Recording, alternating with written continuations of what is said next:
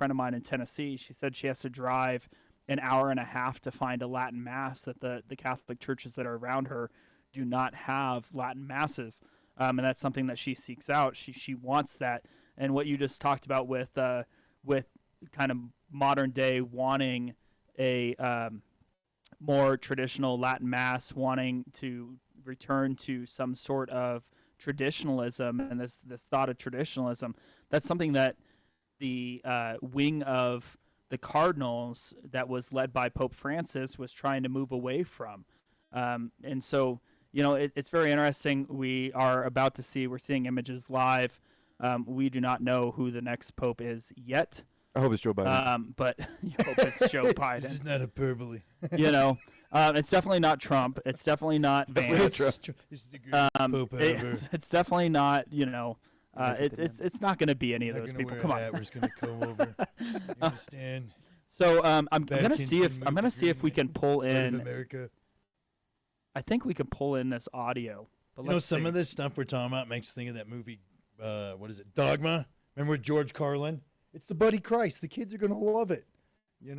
It just sounds. I haven't seen that, but You've never seen it? George Carlin's a riot. George Carlin's the cardinal, and he's like, look, it's the Buddy Christ, and it's got, instead of like, he's like, we got to get Jesus off the cross to get attendance up.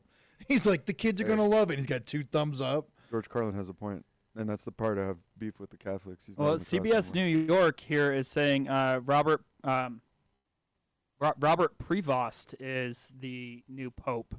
That's what CBS New York is currently saying is taking place. Went to high school. Here from the U.S. So here you go. Whoa. Robert Francis Prevost, 69 years old, out of the U.S.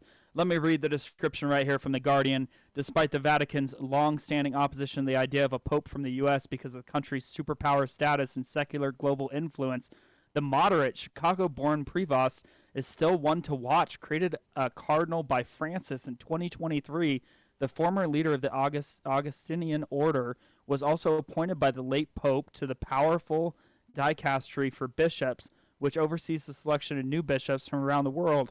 Those senior roles, combined with the fact that he has significant missionary experience in Peru, having served as a bishop of the northern city of Chiclayo, may go some way to redeeming him in the eyes of those who would not usually countenance the idea of an American pope. This is kind of nuts. We go over to if we go over to Poly Market. I mean, Prevost was nowhere in this running here. I mean, even heard of him. He's now at 100%. Only $1 million in volume coming in. But if you look at the graph, he was sitting at 1 to 2%, 1 to 2% chance this entire time of becoming pope. And here we have a U.S. pope, which is just. It's crazy to think that in this world that we live in with Trump and the world just looking at the United States and going like, we don't want the United States to retain this superpower status, and we want nothing to do with the United States, and this departure from the rest of the world going, we want nothing to do with the United States. Here we have Trump elected president. The world is up in arms over the tariff deals, and we now have an American pope as the next pope of the Catholic Church. I mean, Aaron, what's your thoughts? I asked artificial intelligence to give me some background on Father Robert Prevost, and what the AI is saying is that he was selected by Pope Francis, so many see this as a continuity of Francis's vision, for better or worse. There's a lot of traditionalist concern. Some traditionalists fear he'll further liberalize the episcopate, while others hope he'll resist. What is an episcopate? That sounds very fancy. But yeah, the controversies. It's a pastry. It's a pastry. I'll have the episcopate, please, with coffee. The coffee, exactly.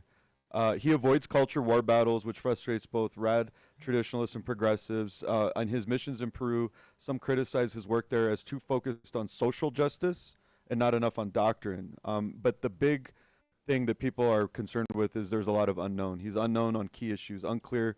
He'll crack down on anything that the church should be cracking down on. So bottom line, looks like we're going to have a Revelation chapter 3:15 Pope. The bottom line, we're going to ask the Peruvians about this guy. Yes. They'll tell us. They So, will let us know. So Aaron, can you do me a favor? Can you pull up the Rumble stream right now and see if we have audio coming in from this screen Yeah, we're share? live. We're What's No, what was his name? I just want to again? see if we can get the audio from CBS New York. So what's There you his go. name? OSAs, ministry again entrusted to him in 2007 at their ordinary general chapter.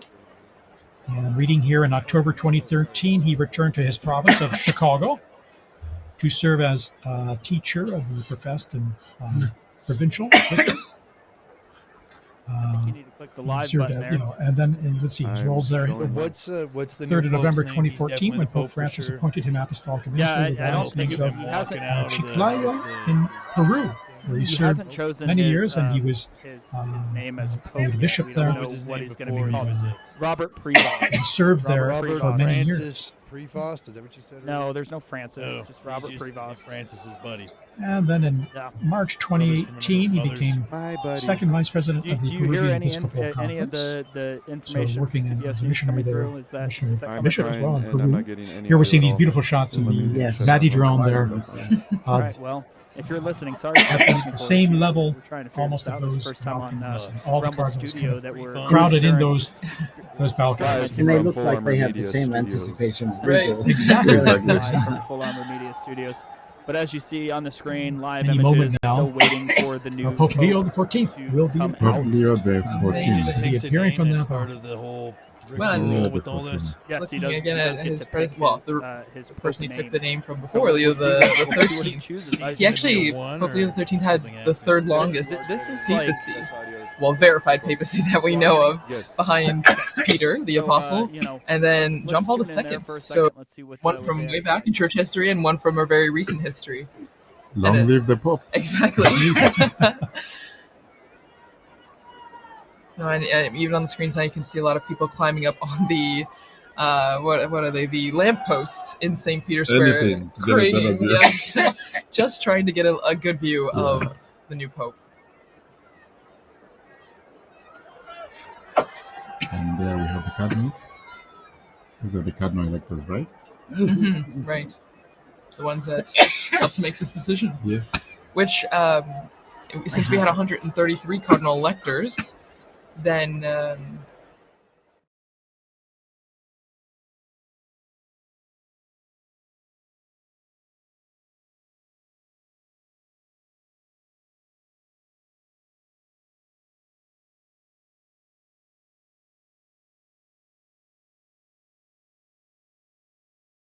Weight of the responsibility is so great.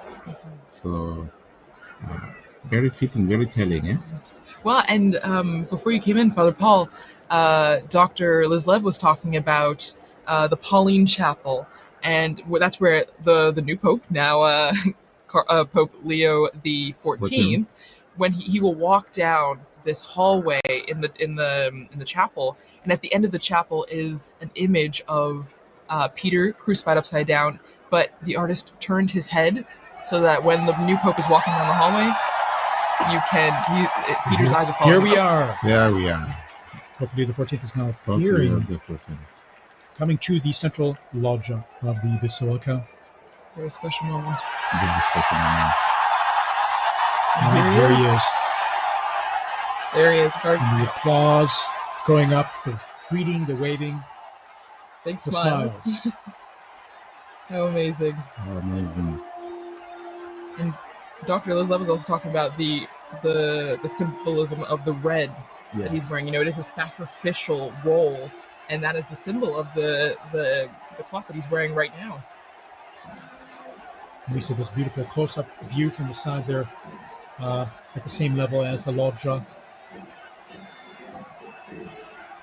Pope Leo XIV, Pope Leo the 14th. amazing, smiling, Smiling and Pope, you yeah. can see who wouldn't be taken by the moment. And, I think going overcome through with his emotion. mind, the weight of Yeah. this responsibility. oh yeah,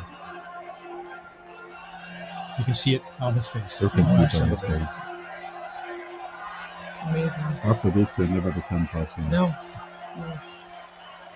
And we're hearing the bands below, the mutual salute of the anthems, the hymns of the Vatican hymn and Italian national anthem, as we do traditionally with the Eastern and So Christmas. if you were just joining us, Robert Prevost has been And chosen after as the this, next pope, the first American now, in Pope history Leo XIV, to serve he in the will role. give a greeting Kind of a and impart shocking his first apostolic blessing, the Urbi et revelation that Orbi, that's who our to the next city and to pope the is. whole He world. stood So almost that zero blessing chance on the extends to poly market everyone who is leading up to watching, this. Was everyone not who is the listening, your favorite family, to wherever have you are. this seat. The It's a favorite great being moment either to prepare ourselves Caroline for this or first Luis blessing. Antonio Tagle. Some saying that this might be a continuation It's a very of solemn blessing. You Francis's can mission to you can pull just feel the and see Catholic the Church emotion on his in face. a further Yeah. left way. But we're going to continue to listen in on this CBS News New York story The crowds here. there That's gathered in St. Peter's Square, still arriving. We're being told from the avenues surrounding the Vatican there, the streets and the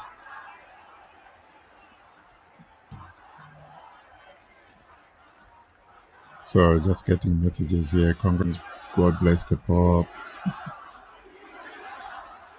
And you can hear the chanting from the square.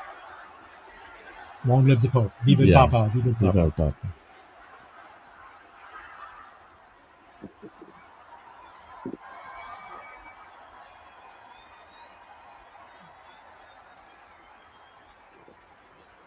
And we're all silent now, awaiting his first words.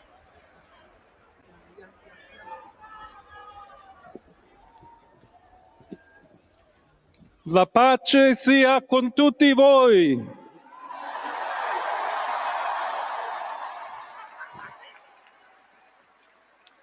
Fratelli, sorelle carissimi, questo è il primo saluto del Cristo risorto, il buon pastore che ha dato la vita per il gregge di Dio.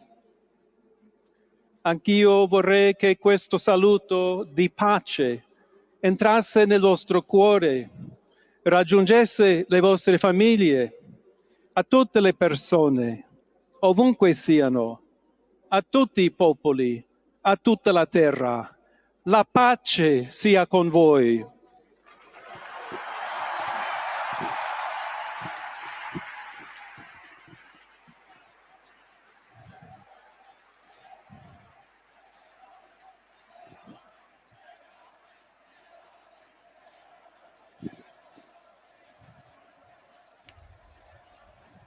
We're just hearing the first words of Pope Leo XIV.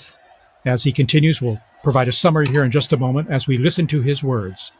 He's asked everyone to, brothers, Questa è la pace di Cristo risorto. this is the peace Una of the risen pace Christ, disarmata e una pace disarmante. a peace that is Umile e disarming and perseverante. humble and persevering. Proviene da Dio. It comes from God, Dio che ci ama a tutti God who loves all of us incondizionalmente. without any limits and conditions. Ancora conserviamo nei nostri orecchi And quella voce debole ma sempre we still have coraggiosa the sound di in our Papa ears of that, Francesco the weak che voice of Pope benediva Francis, Roma. who is blessing Rome here. We have that fresh in our minds, in our hearts, in our ears, hearing his voice. Il Papa che benediva The Roma Pope who was blessing dava la Rome, sua benedizione al mondo giving his blessing intero to the world quella mattina del giorno di on that Pasqua. morning, on that day of Easter Sunday. Consentitemi di dar seguito a quella stessa Allow me benedizione. to continue Dio that ci same vuole blessing. bene. Dio vi ama tutti God loves e everyone. il male non prevarrà. Evil will not Siamo prevail. tutti nelle mani We di are all Dio. in the hands of God. Pertanto, senza paura, So without fear, uniti, united, mano nella mano con Dio hand in e hand, tra di noi, with God and among ourselves, andiamo avanti. we go forward. Siamo discepoli di We are Cristo. disciples of Christ. Cristo ci precede. Christ goes before us. Il mondo ha bisogno della sua luce. The world needs his light. L'umanità necessita di lui come Humanity il ponte needs per him. essere raggiunta da Dio e dal suo amore. But as the bridge between God and his love. Aiutateci anche voi, poi gli uni gli altri, a costruire i ponti May we all con il build dialogo, bridges con with l'incontro, dialogue and unendoci encounter, tutti per essere un solo so that we can popolo, all be sempre in pace. one people, all in peace. Grazie a Papa Francesco. Thank you, Pope Francis. for all you've done. We're hearing the first words here of Pope Leo XIV, just elected Pope. Voglio ringraziare anche tutti i confratelli I'd like to cardinali also che thank my brother hanno cardinals scelto me who chose per essere me to successore di be the Pietro successor of e Peter camminare insieme a voi and to come Chiesa walk along unita, with you, cercando sempre la pace, la giustizia, searching all together for cercando peace and sempre justice, lavorare come uomini. and working. All right, you guys ready to go back? Yeah, let's go. So, if you are just tuning in now to us, we are looking at images from CBS New York, watching the chat scroll in. A lot of people go, I hope he's not woke, and then some other people go, he's woke, he's woke. I hope he is woke. I mean, it's interesting because we've seen this dynamic play out in the Catholic Church, and now we're watching it play out here live. As we see that the Catholic Church looks to be going in the direction that Pope Francis started them on, which was kind of going to a more liberal church. It's kind of crazy to think that they chose an American, especially at this time.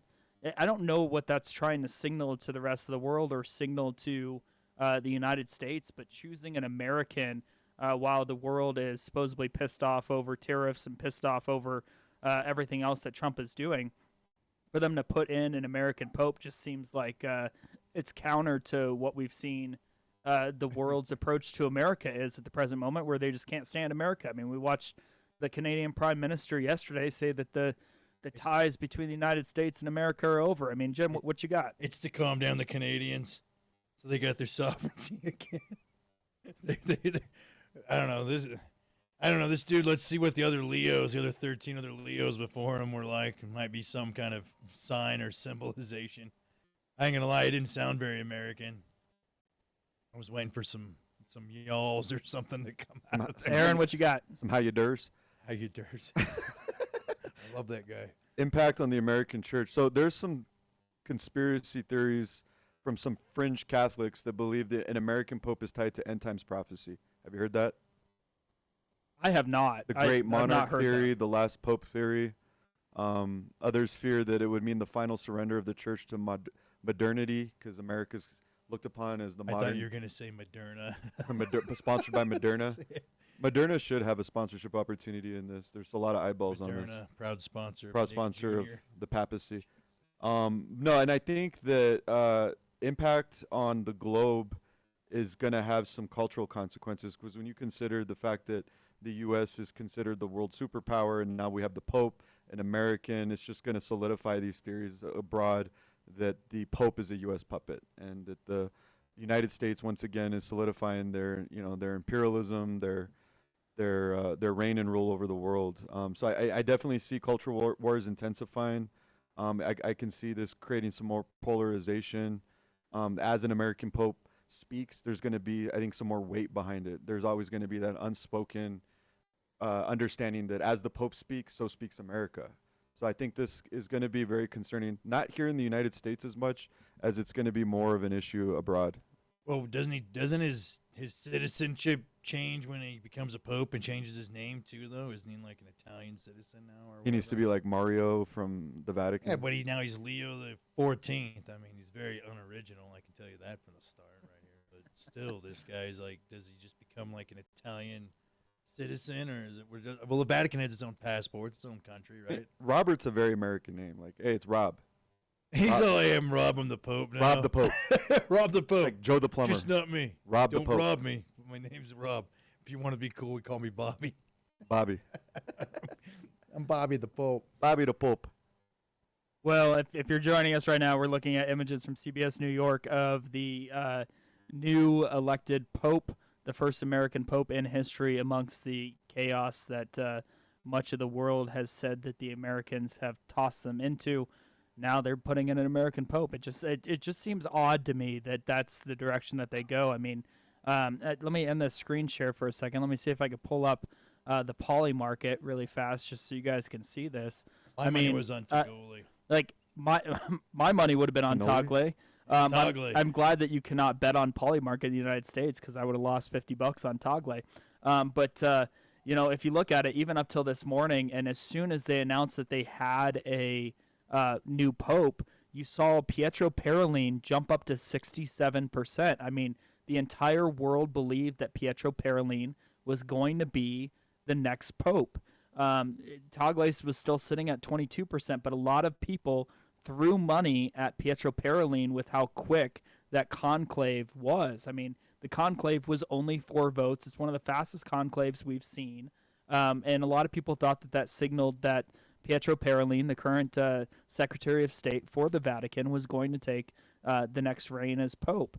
And if you look down here, I mean, you go to here and you see Robert Francis Prevost sitting at 1 cent, 2 cent prior to the selection of the Pope. He jumped up, obviously, to 100% because he won it. But even this morning, he was nowhere in the running. I mean, there's a lot of popes a lot of people that thought Peter Erdo was going to be the Pope. I mean, he had sat at 1 cent for a good chunk of time. He did raise up to 6, 7, even 10% chance leading up, but then as soon as it was announced how quickly we saw the next pope selected, Peter Erdo dropped off, whereas Pietro Parolin and Luis Antonio Tagle stayed right there. I mean, that's the general consensus was it was going to be one of these two men. A lot of people thought that Peter Erdo was going to be a candidate that had a chance. Many believed that we were going to see a black pope between Peter Turkson and potentially Robert Serra. But both Peter Turkson and Robert Serra are conservative. They believe in some of the more traditional tenets of the Catholic faith. And now we see that, it's not. It's going to be an American. I mean, let's go back to these live images. Let's go back to these live pictures. Tribuat vobis omnipotens et misericors Dominus. Amen. Et benedictio Dei omnipotentis, Patris et Filii et Spiritus Sancti descendat super vos et maniat semper.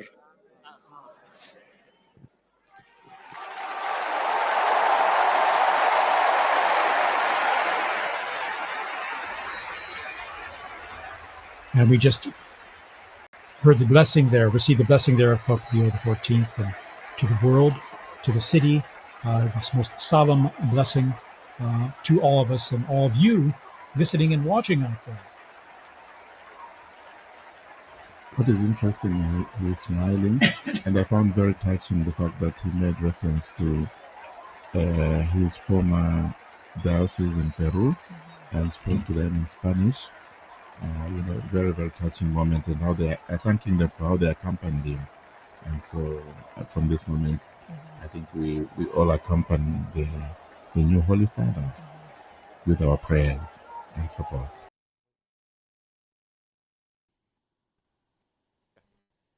I want to say something, if I may, unless Jim or you have something to say. No. So if you're just joining us, we see that an American, Robert Prevost, is the new Pope, Pope Leo XIV from America. Definitely a change from what we thought was going to take place. There was clear ideas that with the fastness of the conclave that we were going to see Pietro Parolin as the next pope. That did not happen. I mean, this guy came out of nowhere, the biggest underdog on the card, it looks like. He didn't stand a big chance. And then, he actually dropped down to like 1 cent. What was the payout for him on the? Yeah, you could have bought him at 1 cent, which would have been a 99-cent return per dollar. That you would have returned 99 cents for every cent you put in. I mean, if you put in 10 grand, you would have made out pretty dang big today. I mean, and the fact that, I mean, let's just talk about Polymarket for a second. I know, Aaron, you had something to say, but Polymarket sitting here. Let's pull this up really fast just so you see this. $28 million worth of volume. I mean, $28 million worth of volume that's betting on the Pope. I mean, this it's just nuts that's what we have. $28 million coming in betting on the Pope. Aaron, what you got for us? I just want to remind dads, parents, that you are the Pope. You are the priest of your household. You are the primary spiritual caretakers of your children. It's not gonna come from the Vatican. Your kids are not going to follow the straight and narrow, Again, depending on whether it's a black quite pope or novelty, an American the Pope. Chinese guy with the And here he Ferrari is or waving, and Bobby again, once or again, you can whoever is see the pope. the It's all gonna. I thought that was funny, man. I was expecting Jim to laugh. Techno Luigi. Luigi. We've been joking about one of the popes sounding like an Italian or a Chinese guy in a Ferrari, but if you look at Deuteronomy chapter 6, it says that, and these words that I command you today shall be in your heart. You teach them diligently to your children, and shall talk of them when you sit in your house, and when you walk by the way, and when you lie down. In Ephesians 6:4, I think it is a call for parents not to outsource their spiritual upbringing and spiritual responsibilities, because it says, fathers, do not provoke your children to anger, but bring them up in the discipline and instruction of the Lord. In Proverbs 22:6, train up a child in the way he should go, and when he is old, he shall not depart from it. 2 Timothy 1:5 says, I am reminded of your sincere faith, a faith that dwelt first in your grandmother Lois and your mother Eunice, and now I am sure dwells in you as well. So mothers and grandmothers pass down authentic faith. This does not come from institutions. But then there's also in Scripture warnings of neglecting this divine appointment by God. In Hosea chapter 4, verse 6, it says, my people are destroyed for lack of knowledge. Because you have rejected knowledge, I reject you from being a priest to me. And since you have forgotten the law of your God, I will also forget your children. So essentially, I think what Hosea 4:6 is saying is that parental failure leads to generational apostasy. And so lastly, I would bring you Luke 15, verse 20. The father remains the spiritual anchor even for a wayward adult son. So nowhere in scriptures do I find that the role of spiritual upbringing is from some dude in a cool hat with blood gang member outfits from Italy. It's actually you as the father, you as the mother. This has always been local. Jesus had 12 friends. There was no formal institution. We want to discuss this in an upcoming video on how the modern Catholic Church was really a result of policies from the Emperor Constantine. And again, we're not anti-Catholic by any measure. I'm technically, according to Catholic doctrine, a Catholic because I was confirmed and water baptized Catholic. But so this is not anti-Catholic rhetoric. This is simply me trying to encourage you guys to remember that what's more important is who's leading the home, and it's the parents. Yeah, and I think if you're tuning in, you're looking for more information than just what the everyday media is giving you. So we're going to go ahead and give you this summary. This is from the College of Cardinals report.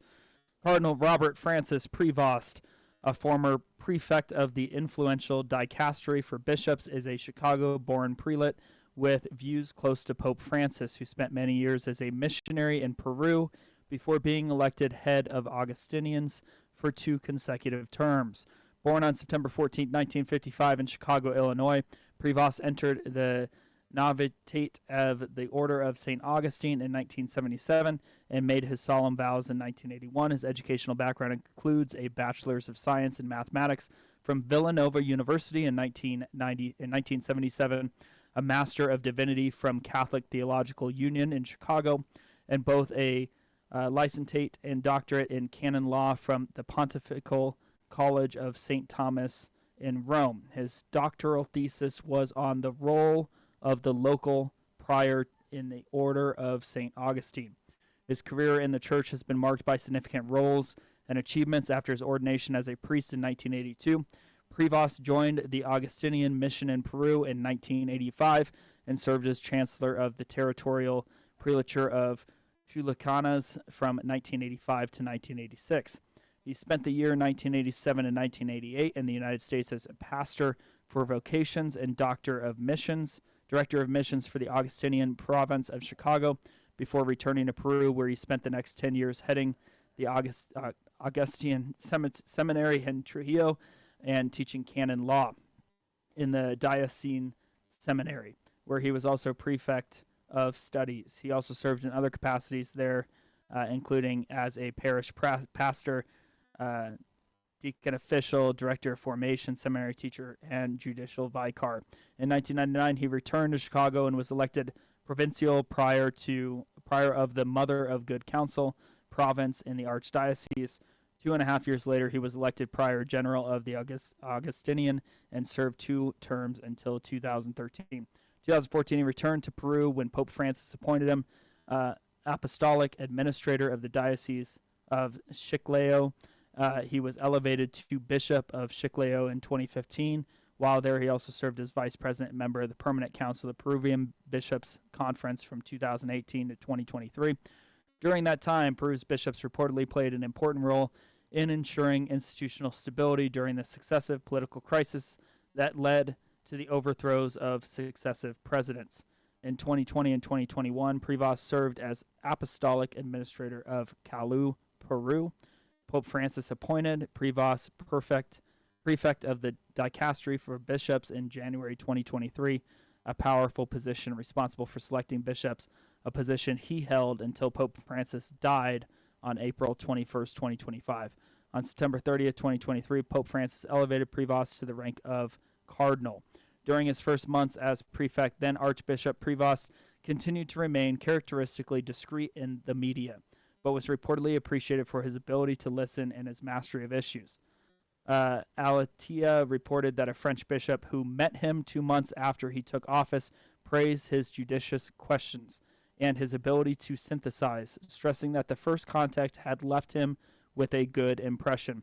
On key topics, Cardinal Prevost says little, but some of his positions are unknown, and some are known. He is reportedly very close to Francis's vision regarding the environment, outreach to the poor and migrants, and meeting people where they are.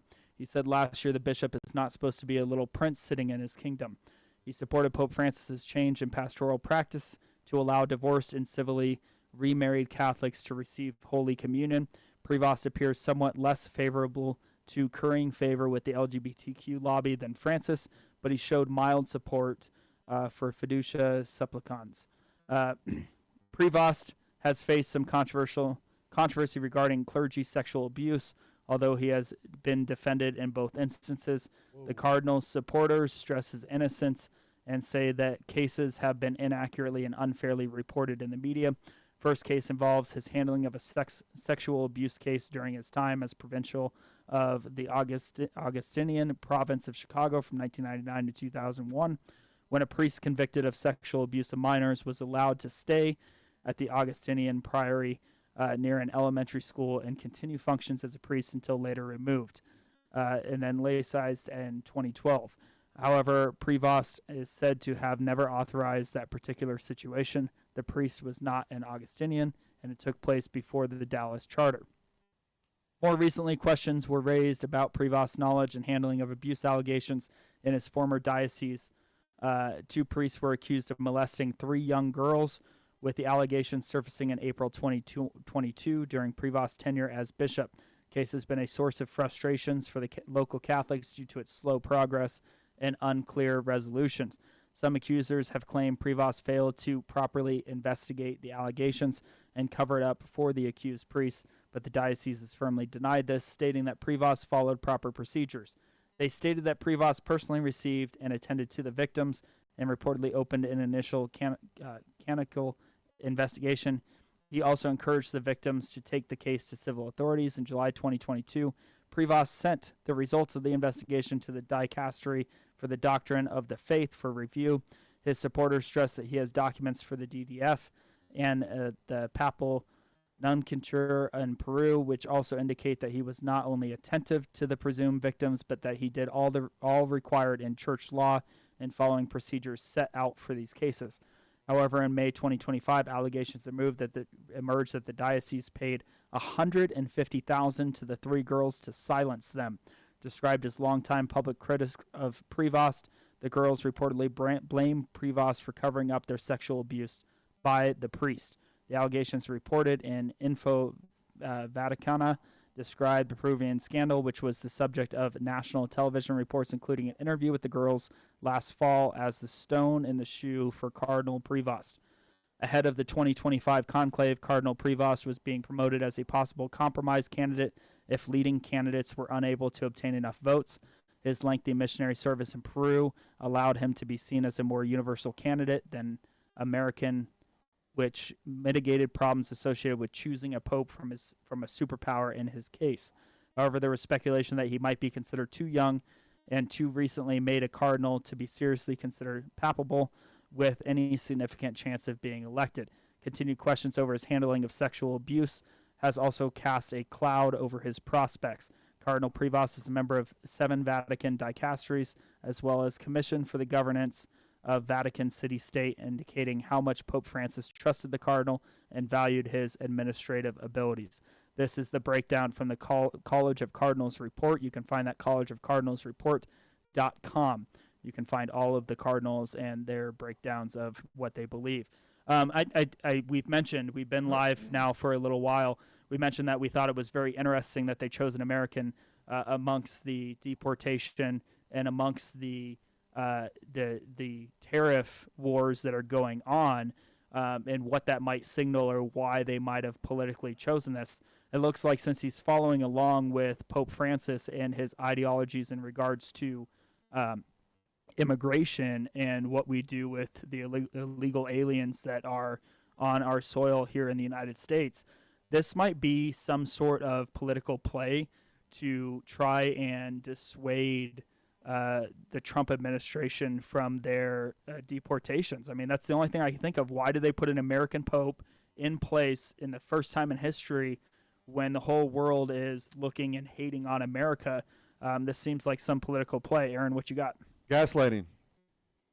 I mean, if you are under the thumb of the order of chaos, if you are under the New World Order that's being ushered in, global one world government, global one world religion, you engage in the Hegelian dialectic. What is the the Hegelian dialectic?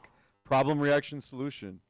You create a big problem, the people beg for a solution, and there comes your trick. Problem, reaction, solution. And the solution always puts you in a worse place, but you're going to beg for it because these are the authors of chaos. So I think what Jason's alluding to is that we might be getting set up for a giant gaslight. If we can, because I am of the opinion that they allowed Biden to steal the election in 2020 to make things so bad that people would beg for Trump, and that people like Elon Musk said that were formerly moderates are now Republicans. I think they wanted to completely get compliance from the general public for the New World Order. They didn't want to fight us for their New World Order. So they made things so bad under Biden that we all begged for Trump. And I think the same thing is happening here with this Vatican appointment, that they're probably going to make things so bad under this bishop that they're going to create so many divisions within the church and so much chaos that they're going to usher in their solution. Whichever, I don't know what that's going to be. I just see this as a church setup similar to the way we were set up politically. Problem, reaction, solution. Yeah, it looks like, a ton of news sources seem to be scrambling to write articles because they probably had articles written for the top candidates, and here we are. I mean, just like us, we're like, who is this guy, right? The top 5 guys. Yeah, we were ready to report on Pietro Parolin or Luis Antonio Tagle. Like that's who we were looking at as probably who was going to appear. I mean, we looked at Peter Erdo earlier, talking about Peter Erdo out of Hungary. We talked about the 2 black men that were most likely to serve out of Ghana, and Will Smith, Peter Turkson and Robert Serra. And nowhere in our conversation when we were looking in the 30 minutes leading up to when we actually found out who the Pope was going to be, this name did not come up on our radar. I mean, Robert Prevost was not high up in the ranks in terms of the betting markets and who the public even was thinking was going to happen. I mean, when we were looking at the chats coming in through these live streams, I mean, everybody appeared that it was looking like it was going to be, it was going to be one of the 2 that we just mentioned. It was going to be Luis Antonio Tagle, or it was going to be, I got to get out of this so you guys can see the comments as they come through, or one of the black men. But, we thought that there was going to be a first. They have names. One of them colored boys. All right, man. They got names. Yeah. Sarah and... Yeah, Turkson and Sarah. We thought that there was going to be some first, right? Like this church was trying to grow. We thought there was going to be a first. We thought it was going to be either the first the first Asian, the first African American in quite a while, the first American Pope, was not one of those that was on the radar at first. Jim, you sound like you want to say something. Here you go. Look, everybody keeps talking about, oh, it's an American, it's an American. Look, it's not the classic it's an American. The classic kind of depiction of American is a freedom-loving, gun-owning, whiskey-drinking, will fight for their family and protect their wife and their kids, and will find a way to make it happen kind of, frontiersman kind of thing, where it's like, what are you doing? You're like, I got to kill a bear to keep my family alive type. Now it's like, the definition of an American, it doesn't, just because this dude's from America don't mean nothing. I mean, you might get another cackling chameleon communist terrorist type, or some Joey-atrical Biden look-alike thing where it's just some, woe is this. It's nobody's fault. It's everybody else's except for the problem and the people that made the issue, yada, yada, libby-dibby nonsense. The idea of it being an American doesn't mean anything. This dude, I would not sit down and share a cup of coffee with this guy. I can tell you that right now, just by his demeanor and his thing. And if he's got any pedo involvement crap, I really don't like old Pope Bobby here at all, not even a smidgens. So Pope Bobby can just shove it as far as I'm concerned. I don't even want to listen to any of his stuff, because if he silenced up some victims of some pedophilia stuff, a church organization to protect whatever, and he diminished the survivors of this type of disgusting evil, then this dude ain't got no validity to me as far as I'm concerned. Pope Bobby can shove it, even though he changed his name to Leo the 19th, the 20th. 14th. I don't care. He could be Leo the freaking 51st, a sick freak. If he's about that stuff, he can just stay away from me. Fair enough. Yeah, I mean, this is, like I said, I think that there's going to be questions to circle, like why, for whatever political reason, did they choose to an American Pope? I mean, if you're sitting here listening in the live chat, I mean, tell us, why do you think that they chose an American Pope? I mean, I think this was some way to signal that to the Trump administration that they're unhappy, and so they put some leftist American in as the next Pope. Now, not super left, because he doesn't seem to be as high on the LGBTQ issue, but as we talked about at the beginning of the stream, the stance on divorce in this country, and the fact that we have this rise of divorce, and we've seen the Catholic Church, who was the one institution that was left that was kind of talking and saying, no, like, divorce is not like this readily available option that we've seen it as in this country for so long. And now the Catholic Church is moving away from that stance of let's not get divorced. And I think that's probably one of the largest implications of where we see the Catholic Church heading from a stance of what that means for the American Church. I mean, Aaron, what you got?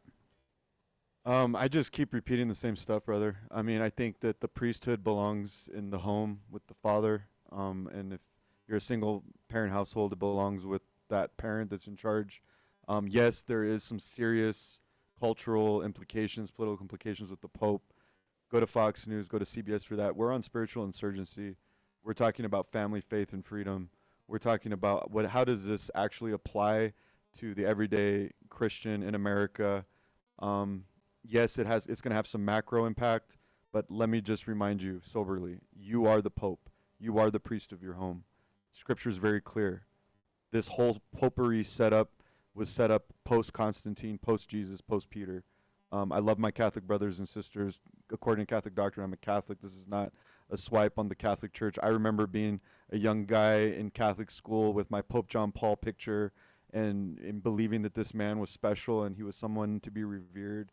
So I empathize with my Catholic brothers and sisters.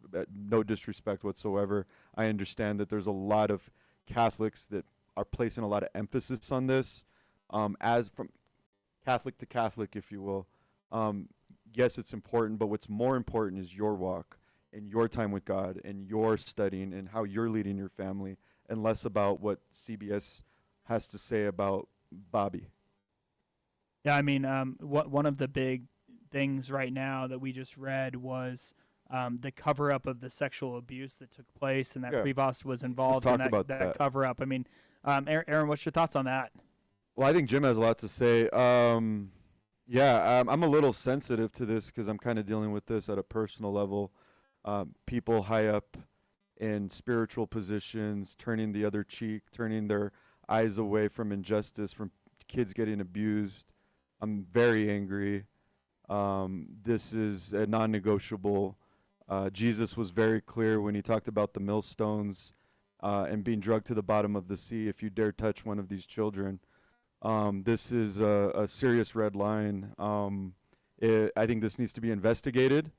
This needs to probably be one of the leading stories on who Bobby is, because if he's involved in this malarkey and these shenanigans, because this is a family-friendly show, I have other words to describe this type of evil. This should be a conversation that we should all be having. Jim? It should be at the forefront. He almost sounds like, I mean, what did they put him up there for? What does he have, the Epstein list? Is he friends with them? Does he know them? It starts making me wonder all kinds of crazy things, because this is a very, very, very high up, powerful position with other world leaders and stuff. So is he a proud sponsor of Nick Jr.? I mean, what is this sicko? If he's sitting here covering up some stuff at his town level in Chicago and this and that, what was he doing in Peru then? Why was he there so long? He went back again. Why? Was he doing sick stuff there? Was he trafficking people? Was he part of it? Did he know about any of it? We don't know. There's a lot of questions to be asked. If this topic has been brought up, it should be at the forefront. And just like Aaron said, these are non-negotiables. You don't touch the next generation. You don't prey upon the vulnerable and the weak. So, and if you're covering it up, you're a sicko too. We all know my stance on it. You deserve the death penalty as far as I'm concerned with any of this kind of stuff. So, but if this is supposed to be such a high up, powerful position and stuff, this should be the first conversation. Should be the very top-notch bit with all this stuff. And if old Bobby the Leo 15 or whatever the piss here is, like doing sick stuff and covering it up, it definitely needs to be brought out to the open. Amen. All right, we've got an article here. This is from the Pillar. It says Cardinal Prevost never investigated abuse claims alleged victims say. The prefect for the dicastery of bishops, Cardinal Robert Prevost, has been publicly accused of never having opened a canonical case into alleged sexual abuse carried out by two priests in the Diocese of Chiclayo, Peru, which he led from 2014 until 2023 when he was called to Rome. As previously reported by the Pillar, the Diocese of Chiclayo has been accused of mishandling allegations made by Ana Maria Quisip and two other women who say they were abused by Father Eleuterio Vasquez Gonzalez. Allegations were also made against Father Ricardo Yesqueen. It has since emerged that the other two alleged victims are Anna's younger sisters, Ara and Juana. In a new statement, the alleged victims claim that Prevost failed in 2022 to open an investigation into the accusations of sexual abuse dating back to 2007. They say that any documentation that may have been sent to Rome was purposefully designed to look inadequate so as to prevent action on the case. The allegations that Prevost engaged in covering up abuse reports are particularly significant since Prevost's current post as head of the dicastery for bishops oversees complaints and investigations of episcopal negligence in abuse cases around the world. So here's a guy that has been reported to have tried to cover up sex abuse scandals, the new pope, and then was placed in charge of the office that reviews these cases by Pope Francis. I mean, it seems like this guy has plenty of information about abuse going on in the church. Is now the new pope, was put in place by Pope Francis in the office that is in charge of investigating those complaints. It just seems pretty wild. Aaron, what you got? If Elon Musk is selling tickets to Mars, I'll buy 5 because this world is ghetto. I'm so tired of hearing about child abuse, sex scandals. I'm so tired of hearing about cover-ups. I'm so sick and angry about hearing about children, innocent children getting abused, and then adults would rather cover their own ass and not do the right thing for these kids. The church is called to be the salt and light. It's called to be the ambassador of the kingdom of heaven. God has zero tolerance for pedos, child predators, those who would hurt a child. So yeah, to your guys' point, this should be the number one story and the number one topic about Bobby, the new pope, because this right there. This is the way I look at it. It's like, if these are allegations and accusations, reverse engineer it. If he's innocent, why would the accusations be coming out? So what is the motive? What do the accusers have to gain if this is completely falsified and a complete absolute lie?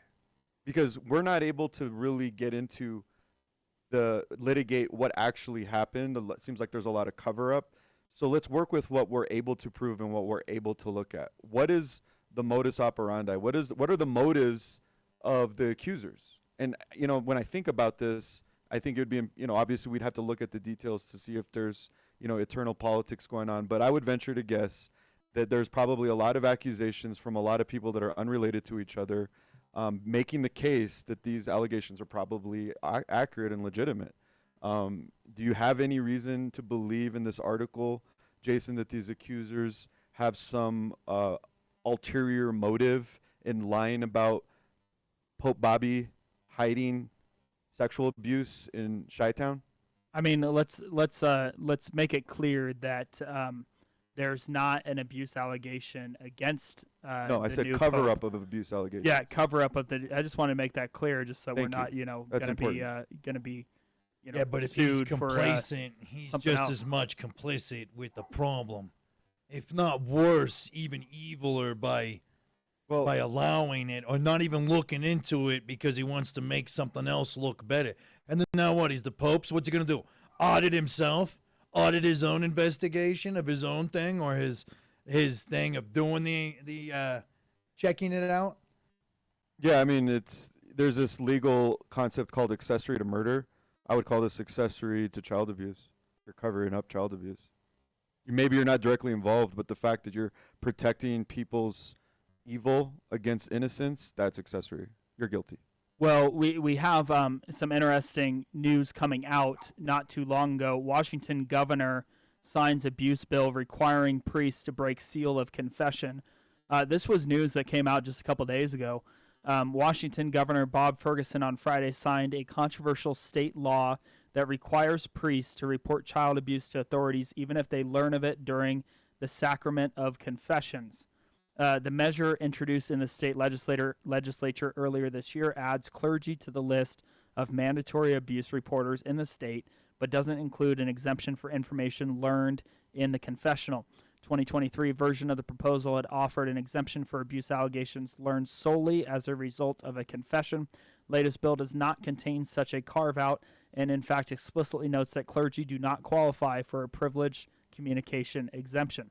Ferguson told reporters that as a Catholic, he was very familiar with the sacrament of confession. I felt this was important legislation, he said on Friday.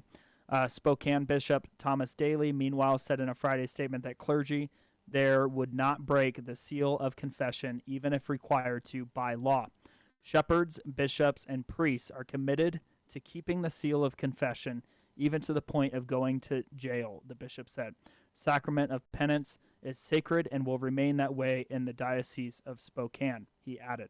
Bishop noted that the Spokane Diocese maintained an entire department at the Chancery dedicated to protecting children and that it employs a zero-tolerance policy regarding child sex abuse. As this matter continues to unfold, I intend on keeping you informed and updated, the bishop wrote. An important element to the greatness of America is our constitutional commitment to religious freedom.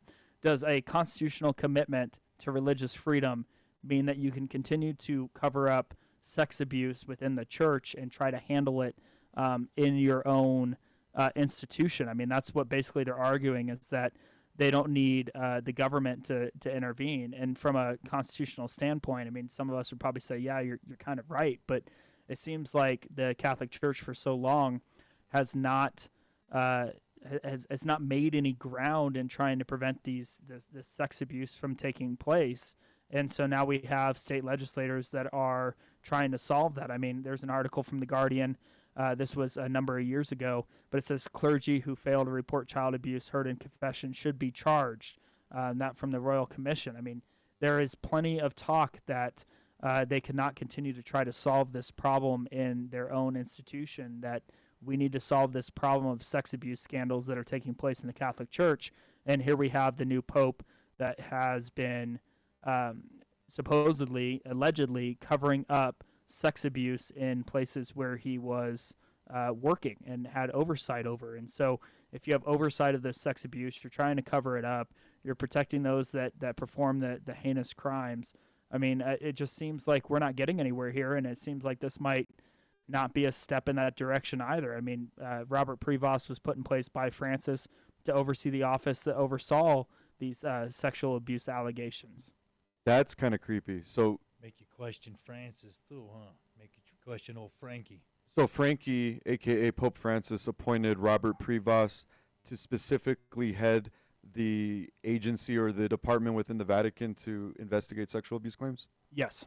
That's just kind of creepy. Is that creep you guys out at all? That Frankie and Bobby might have been like covering up some freak stuff. Yeah, sickos. I mean, it Allegations, I got you. Still, it sounds like Frankie and Bobby might be involved with some sicko stuff. One of my favorite words is allegedly. I want a shirt that just says allegedly. You and every attorney would probably like a shirt that says allegedly. I mean, but if nobody is prosecuting this, if nobody is looking into it, if there's not some public eyes on this that's forcing the Catholic Church to go, we are investigating this, and we want to see what your investigation looks like, and we want that knowledge and that information, or you're going to continue to have state legislators that are going, hey, if you're not going to take care of it, we will. I mean, that's coming out of Washington, too. I mean, that's not really a very conservative state, but here they've just passed a law saying that clergy has to report. Yeah, but they're trying to legislate morality.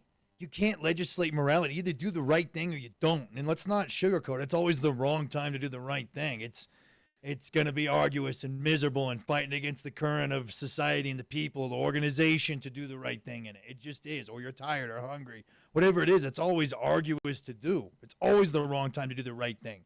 And if he didn't do it because he wanted to jockey for this position down the road with his boy Frankie, then Bobby's a pile of trash too and should just be stuffed off to the side and screw him as well. I don't care if he is the Pope. I'll fight him right now. Allegedly. Okay? This guy, I'll challenge him to a duel formally. Allegedly. Who cares? This guy's a dirtbag, it sounds like. And if they're going to keep doing stuff like this and allowing it, then it's going to keep diminishing the actual goodness of any religious aspect of anything. And like you were talking about earlier, you were alluding with all religious freedom and this and that. It's like, okay, well, if they're going to punish these kind of problems, pedophiles, rapists, traffickers, all this child abuse type things and stuff of this nature, that's just a bunch of sick freaks, then okay, cool. They can have the religious freedom with it. Their punishment is like execution, neutering, eunuchism. Yeah, I'll put that to the Jim Dictionary with honestivity. Right? Eunuchism. Then they can have all the religious freedom they want with punishing it themselves. Castration is definitely on the table. Sledgehammer on asphalt or concrete. Swing and miss. You get 10 tries. Hit what you hit. Pivoting from going bodies with the Pope, I find that bill that was signed into law by the governor of the state of Washington fascinating because there was a lot that was said. There was one thing that was alleged is that this is the critics of the bill requiring priests to report child abuse in the confessional is somehow opposition to that. Is it being argued as an assault on religious liberty? Is that what the critics are alleging? It is. So, Okay. They long hold that basically there is secrecy in what happens with confession. Yeah, that basically the attorney-client privilege that's long been afforded to priests and clergy across the country, that is basically the same as if you were to tell your attorney that you broke some law. They cannot, disclose that. The same applied to confession and in the Catholic faith, that it was basically this clergy confidentiality that existed. And the argument right now is whether or not this requiring sexual abuse in children, them forcing the Catholic Church to disclose that to police and to the authorities of the state is breaking that long-held agreement that there's some sort of clergy parishioner confidentiality that exists. No. I think this is a perversion of religious liberty doctrine. Religious liberty is explicitly for the free expression of your right to worship or not to worship a God. It is the clear mandate that you have God-given rights according to your conscience to worship or not to worship in any spiritual capacity whatsoever. It does not preclude reports of criminal activity. Criminal activity is criminal activity, and it must be reported. That's an absolute asinine attack on that bill. I think the bill is great. I applaud the governor of Washington. It's in the spirit of law and order, and the Bible is very pro law and order last time I checked. I'm being sarcastic, forgive me, but I really want to see more of this happen, because I think anybody that would want to keep a secret about a child getting abused and defend that is evil on its face. I don't see any way out of that argument. So if you're in confession with the priest and you're telling the priest, hey, somebody was inappropriate to me, it is the obligation of that priest to report it to law enforcement, and period, end of story. But we just saw a ton of people drop off as we were having that conversation. There must be a lot of disagreement with us, but if you disagree with us, put it in the chat. I mean, if you agree with us, put it in the chat. If you're still here, I mean, please subscribe to our channel. Like, we could help we need your help to continue to grow. And we just had more people drop off. So maybe a lot of people are upset with the idea that we don't agree with confidentiality in cases of child sex abuse during confession. I mean, Aaron, what do you think about other crimes that have been basically disclosed to a priest? All crimes must be reported. So the evil will be destroyed, but when it comes to light, bring it to light. So it's this argument that even if you are basically, regardless of the grace that God has given us in a heavenly sense, the crimes that you commit here on this earth, you still have to pay the punishment for it here on this earth. Yeah, and you're going to be litigated, and you're going to have your day in trial. You're going to be presumed innocent, and you're going to have a right to an attorney, and you're going to have the opportunity to prove your innocence. And in a court of law, if a jury of your peers or a judge determines without a shadow of a doubt that you're guilty, you pay the price. If you're deemed innocent, then you walk away a free man. That's kind of how our system works. It's worked really well up until recently. Well, now we have judges that have just gone off the rails and have become ultra woke and ultra liberal. If you're just joining us, we're talking about the new Pope. Robert Prevost has plenty of allegations that he attempted to cover up child sex abuse. We talked about the Washington governor just a couple of days ago signing into law that clergy no longer had the protection of basically hiding child sex abuse, that if child sex abuse was brought up in confession, that the clergy had an obligation to report it to police authorities. If give us your thoughts, just type it into the comment section. Tell us what you think on that. Subscribe to our channel. But we're going to probably go for another 5-6 minutes, just kind of wrap this up, and then we're going to move on. But we do have a new Pope, Pope Leo XIV. It is Robert Prevost, came out of nowhere. Definitely an underdog with the $28 million that had come in on this Pope race. He was not very high up on the list. We did not think that is who was going to take the papacy, and that's who we have. So, Aaron, closing thoughts on this new Pope, Pope Leo XIV, a.k.a. Robert Prevost. Pope Leo, I pray that you would humble yourself before an almighty, all-seeing, holy God, and that you would do what the Holy Spirit would lead you to do. Otherwise, you will face judgment. So I say, let's all pray for this man. Let's all pray that he gets a hit from the Holy Spirit and does the right thing and leads people to a saving knowledge of Jesus Christ. And Jim, you got anything to close out?